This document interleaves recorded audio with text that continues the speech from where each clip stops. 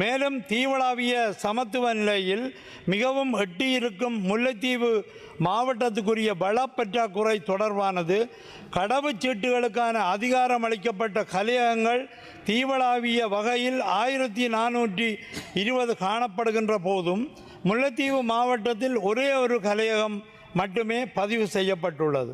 குறித்த கலையகமும் கடந்த 3 ஆண்டு காலமாக இதனால் இயங்காதுள்ளது. இதனால் முல்லைத்தீவு மாவட்ட மக்கள் கடவுச்சீட்டுகளுக்கான புகைப்படங்களை எடுப்பதில் வெளி மாவட்டங்களுக்கு செல்ல வேண்டிய துர்ப்பாக்கிய நிலை ஏற்பட்டுள்ளது. இது அரச சேவை வழங்கலின் சமத்துவ நிலையை மிகவும் கேள்விக்கு உள்ளாக்குகின்றது. வலுக்கட்டாயமான உழைப்பை பகுதியாகவோ முழுமையாகவோ கொண்டு அகழ்ந்தெடுக்கப்படும், உற்பத்தி செய்யப்படும் அல்லது தயாரித்து முடிக்கப்படும் எந்த ஒரு பொருளும் இலங்கைக்கு இறக்குமதி செய்வதை முற்றிலும் தடை செய்தல் வரவேற்புக்குரியது. தண்டனை அல்லது மிரட்டலுக்கு உட்படுத்தப்பட்டு கட்டாயப்படுத்தி புறப்படும் வேலை மனித உரிமை மீறலுக்குரியது என்ற வகையில் அவ்வாறானவற்றுக்கு எதிரான அரசின் நடவடிக்கைகள் எப்போதும் வரவேற்புக்குரியன. கட்டாய உழைப்பாளிகள் அடங்கலான நவீன அடிமை முறைக்கு உட்பட்டவர்கள் இலங்கையிலேயே கிட்டத்தட்ட 1,39,000 அளவில் உள்ளதாக 2021 ஆண்டின் வால்க் ஃப்ரீ என்ற அமைப்பின் புள்ளிவிவரம் குறிப்பிடுகின்றது. இலங்கையில் நவீன அடிமை முறை சார்ந்த பாதிப்பு 56% அளவில் காணப்படுகின்றது. இது ஆசிய பசிபிக் பிராந்திய சராசரியை விட அதிகம். இவ்வாறான கட்டாய உழைப்பாளிகளை கட்டுப்படுத்தும் பதிலீட்டு நடைமுறையில் இலங்கை 50% குறைவான துலங்கலையே வெளிப்படுத்துவதாக குறித்த அறிக்கை வெளிப்படுத்துகின்றது.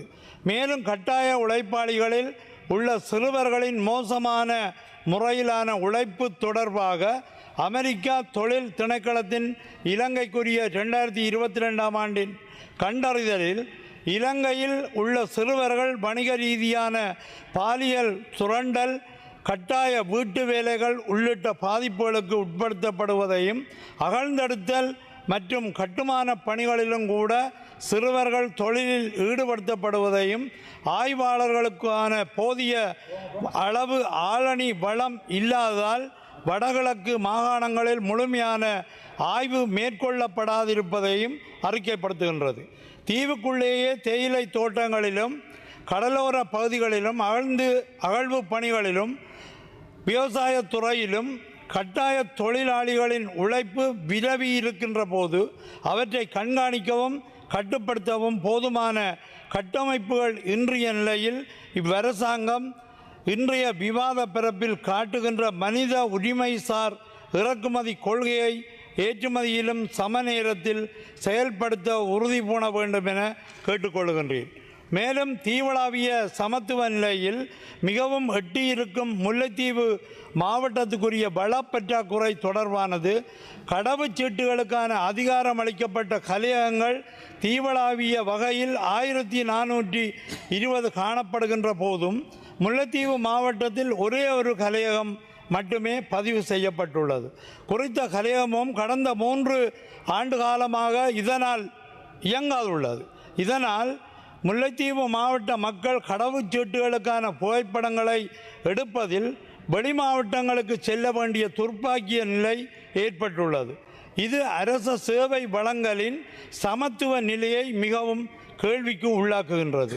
குடிவரவு மற்றும் குடியல்வு திணைக்களத்தின் கட்டுப்பாட்டாளர் நாயகத்துக்கு முல்லைத்தீவு மாவட்ட செயலகம் ஊடாக கடந்த 2026/5/4 அன்றும் எம்மூடாக கடந்த 2026/7/31 அன்றும் கடிதங்கள் அனுப்பப்பட்டுள்ளன.